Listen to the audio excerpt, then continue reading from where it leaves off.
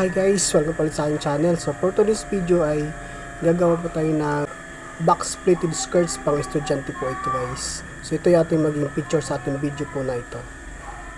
So samahan niyo ako guys para matutunan po natin ito. Okay.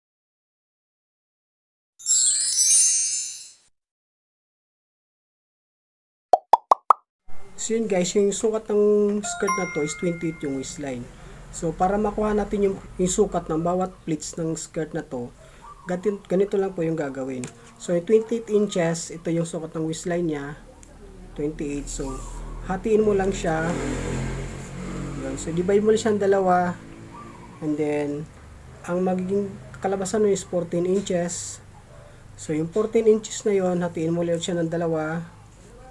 So magiging 7 inches. So yung 7 inches na to is divide mo siya ng tatlo. So divide 3 po siya. Ganyan. Yan. So divide 3, ang kakalabasan is 2 in 1/4. Yun po yung magiging distance ng bawat plates sa skirt na to sa ibabaw. So ganyan lang po guys paano siya gawin. So yun guys, ito po yung ating tela. So ang tela nito guys ay Katrina po. Ayun, ang sukat ng tela is 52 inches and yung lapad naman ay 25 inches. Yun po yung sukat ng tela. Haba, yun po yung haba ng skirt o yung palda natin gagawin. So ito pinama natin siya and then kunin ang center fold ng tela.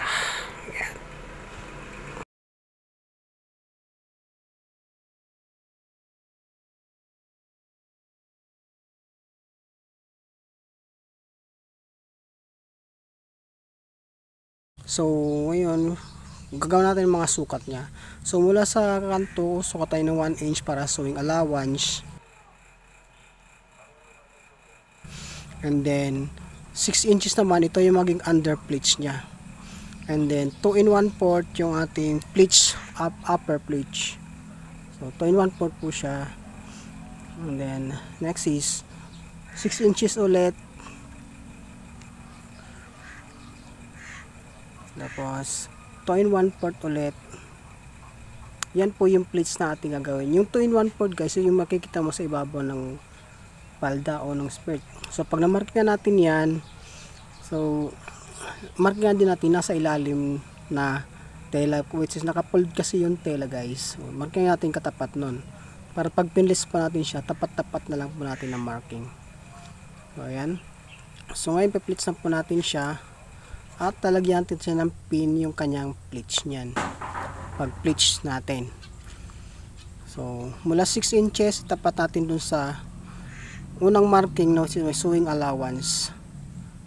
Yung 6 inches guys, yun sa ilalim na pleats. And then, mula 6 inches, tapat natin dun sa 2 in 1/4 na pleats niyan. Yun. So, ang lalim ng pleats nito guys is nakadepende kung gaano kalalim ang gusto nyong gawin sa palda o gaano kakapal o gaano kalalim ang pleats niya. Dito naman sa center fold guys, ayan, yung sukat na 4 in 1/2, so hatiin po natin siya sa tig 2 in 1/4 magkabilang side po yan. 4 in 1/4 siya, hatiin natin siya. Itatapat mo sa center fold yung 4 in 1/2. Ayan, tapos mula sa 4 in 1/2 ayan, 2 in 1/4 itapat natin sa 2 in 1/4. Yan. And then next sa kabilang side naman po, ang pleats naman to is pakaliwa naman. Yan, pag ganyan naman po siya, pag pilis mo yung kaliwang side. So ang tawag nito guys ay box pleated skirt. So yan, 2 in 1/4 and then tatapat natin dun sa 6 inches na pleats na marking natin.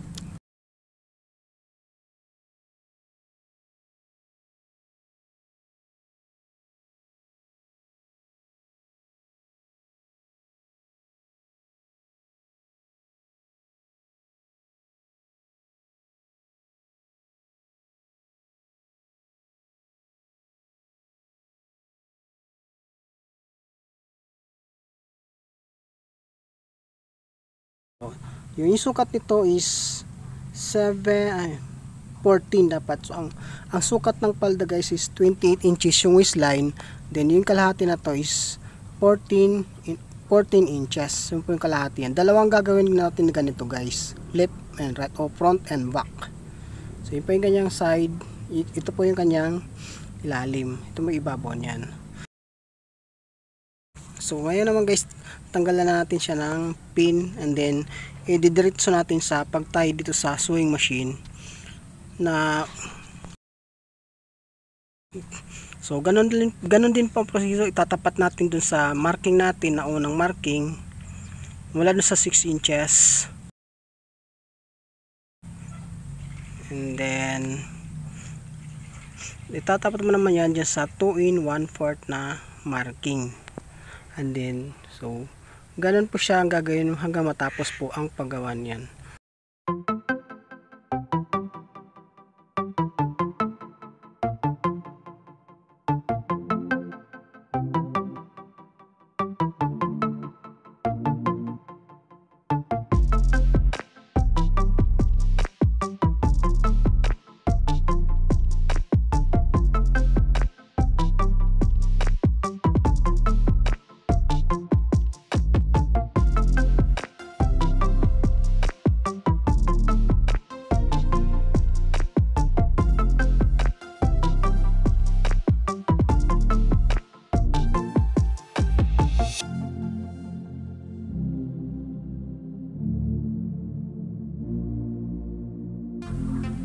Then yung plates naman po sa ilalim guys ay nakadepende kung gaano kalalim o kakapal ang palda ang gagawin po ninyo. So dito sa ginawa ko 6 inches yung under plates nya, yun sa ilalim ng plates. Kasi gusto nila mas malapad, mas malalim yung plates nyan. So yan. So yan na po siya guys. Dalawang gagawin nitong ganito. So yung isa nagawa ko na, yan. Bubuuin naman natin po ngayon yung ating palda. So yan. Takipin lang natin siya nang naka wrong side. Bali yung right side to right side ang patatapatin natin. So mula sa taas baba tayo ng 1 inch, and then mula sa 1 inch sukat yung 7 inches. Yun po yung sukat ng zipper at saka nung pocket nating ilalagay dito sa palda na to.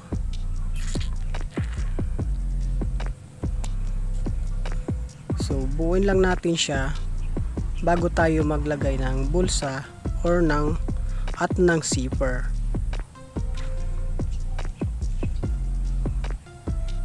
Okay.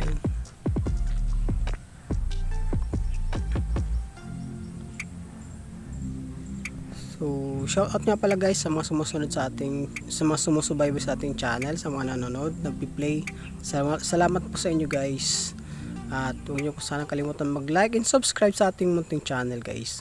So ayan, sukat mula sa taas, sukat tayo ng 7 inches ulit, which is lalagyan natin ng bulsa or pocket nya.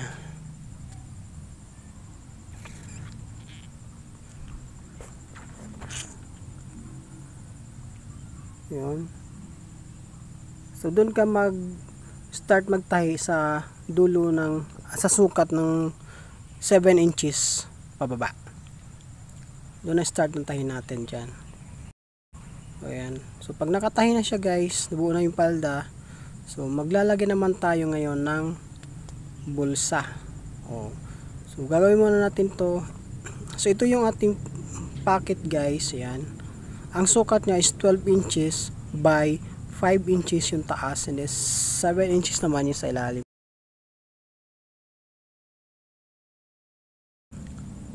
Ayan. 12 inches po yung ano niyan, sukat niyan haba.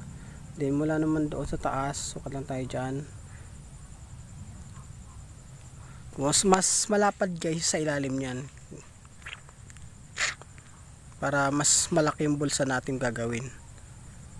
Yun, gupitan, iporma nyo lang siya ng ganyan guys, yan. And then pag nakaporma na siya, tahiyan mo yung sa gilid, yung kahati niya. Yan.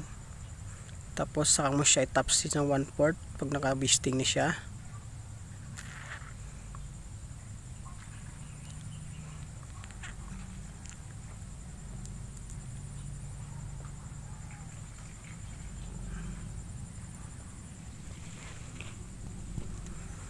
And then pag nakabuo na siya, pwede na natin siyang i-attach doon sa body na sa palda. Ayun. Pag nag-attach ka nito guys ay nakataob po yung pocket. So pag tatakipin mo to yung right side to right side ng palda at right side ng pocket niya. Ito yan. So pataob po siya pag kinabit mo yung pocket na to. So ganyan guys, isang side muna attach natin.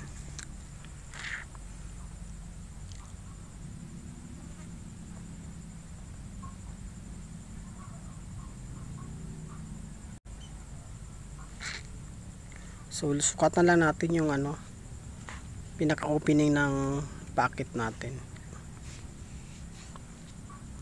And then top stitch natin sa ibabaw, isang side lang sa pocket lang po guys. Top stitch natin ng 1/16.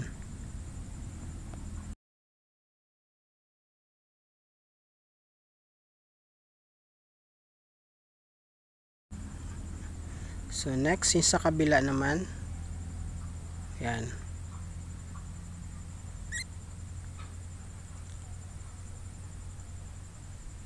So ganyan siya, ganyan siya pag-attach guys. So sa iba, ina-attach mo na to bago buuin yung palda. Pwede rin naman po yan, depende sa inyo kung ano diskarte ang gagawin po ninyo dito sa pag-attach ng pocket guys. So ulitin ko kung paano kinuha yung pleats nito guys. So ang pagkuha ng pleats nito ay i-divide nyo po yung sukat ng waistline which is 28 inches, divide mo ng 2 magiging 14, and then i-divide mo yung 14 ng dalawa, so magiging 7 inches, then 7 inches i-divide mo ng 3. Yun ang magiging distance pleats nasa ibabaw. So ang bawat pleats po doon ay may sukat na 2 in 1 part. Ang kabuuan nun is 28 inches.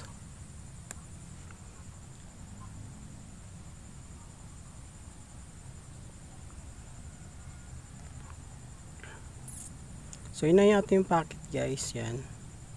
So tahan lang natin ng 1 inch sa ibabaw para magdikit po sila yung bulsa. So pag nag-attach sa inyo ng pocket guys, lagi dapat ang palin nito is nasa right side parati. Right side ng ang pocket lagi siya. So yan. And then sa ilalim may distance dyan. Bistingan lang po natin para hindi naka-open siya.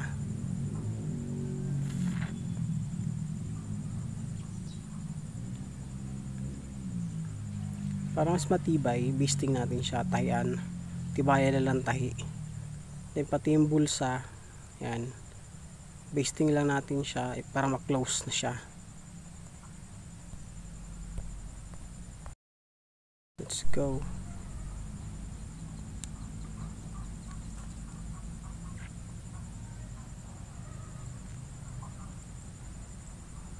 Ayan, so next yung sa zipper naman yung ating gagawin.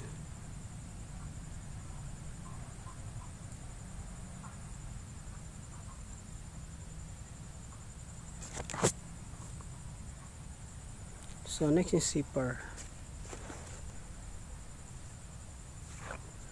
Paano ito gawin? Ganito lang siya guys, ina-attach. So ako, ina-attach ko muna yung zipper, binibisting ko muna siya bago ko i-top stitch sa ibabaw. Yung iba guys na pag nagkakabitin to is one shot po, diretso top stitch. Pwede rin naman po yung kaya lang madali siya matastas.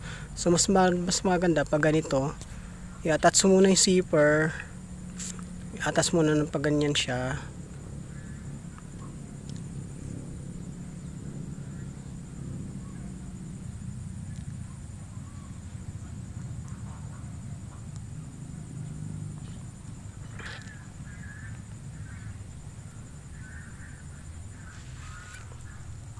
Then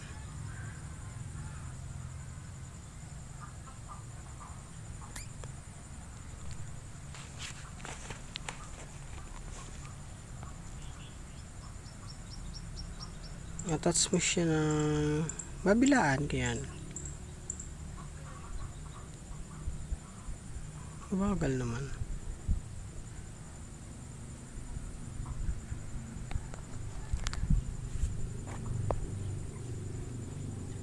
Then tsaka mo siya itap stitch itatap stitch dito sa ibabaw. So ang isang side nito is 1/16 yung top, tapos yung kabilang side naman is 1/2 inch.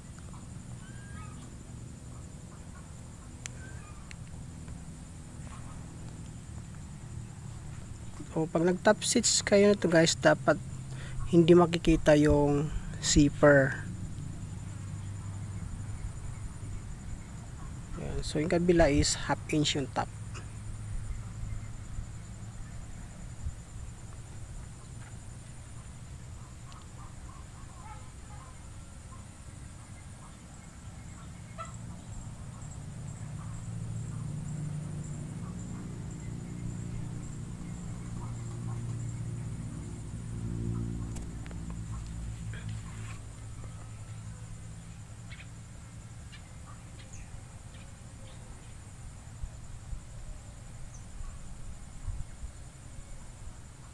So yun na. So yun na yung ating top. Yun yung ating zipper.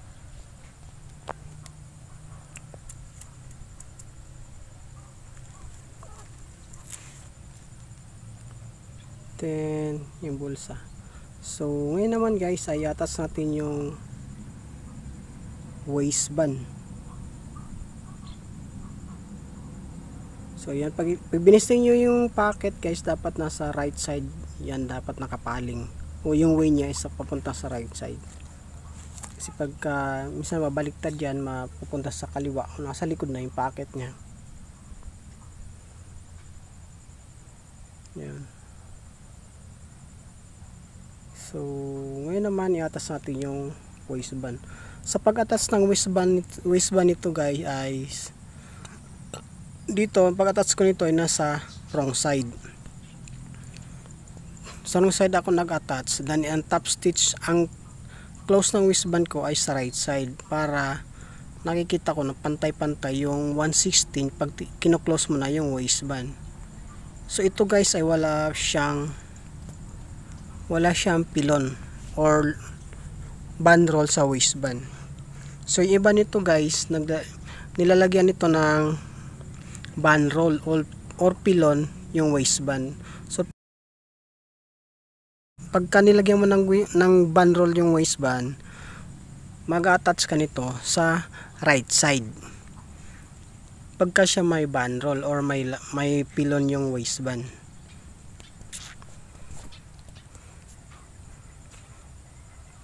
So dito, dahil wala siyang bandroll or pilon, sa right side ako, sa wrong side ako nag-attach, para ang close ko is sa right side, para pantay-pantay yung pagkaka-attach siya, ay pagkaka-close 1/16 dun sa ibabaw. Ayun, so tapos pagka-attach ng waistband nito guys, ang next natin gagawin dyan ay yung sa hem bottom. So sa hem bottom is medyo madali na yun guys. Tupi lang naman ng 1 inch yan, double fold o sukat niya. So yun, dapat magkapantay po sila ang dulo ng ating waistband. So sa dulo ng waistband to guys, pagka kinlos mo na siya, mayroon siyang allowance sa 1 inch magkabilang dulo ng waistband or ang isang side. Para pagka nag-adjust ka ng waistband ay ng palda or papalakihan mo yung palda, is meron ka pang allowance na po pwedeng pag-adjustan ng waistband. Kaya naglalagay ng 1 inch sa dulo yung allowance ng waistband. So yun. I know you told your friend you're not okay, and tell me what's wrong and why you never said you felt that way. And guess you're trying to stay strong and fake a smile until I look away. But I've known you too long, it hurts to watch your blue eyes fade to gray as you fade away. As you fade away.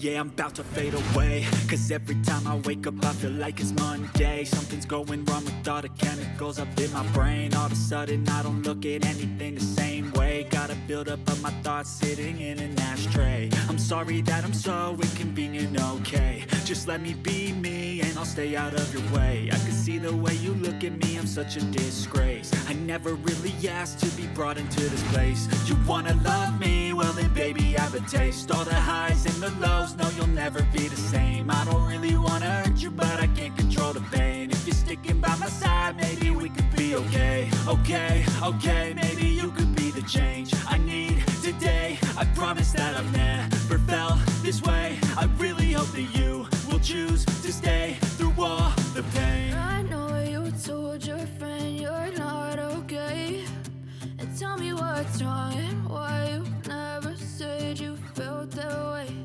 And guess you're trying to stay strong and fake a smile until I look away. But I've known you too long, it hurts to watch your blue eyes fade to gray as you fade away. As you fade away. As you fade away. As you fade away.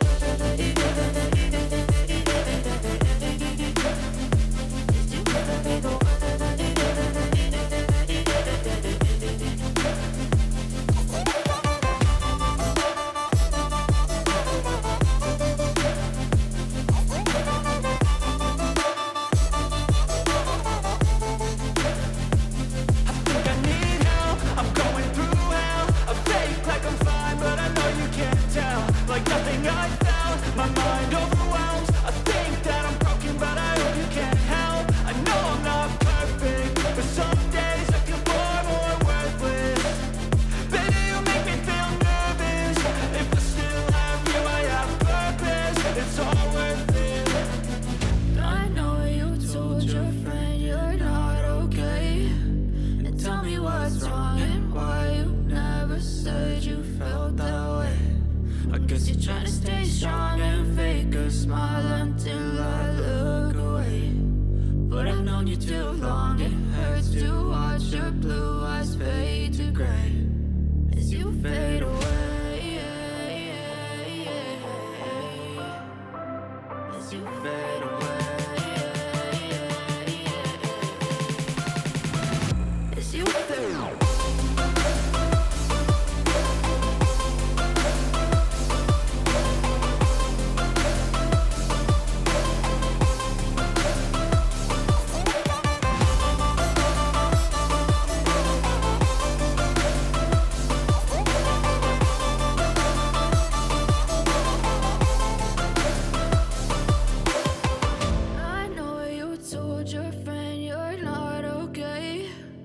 Tell me what's wrong and why you never said you felt that way. And guess you're trying to stay strong and fake a smile until I look away. But I've known you too long, it hurts to watch your blue eyes fade to gray.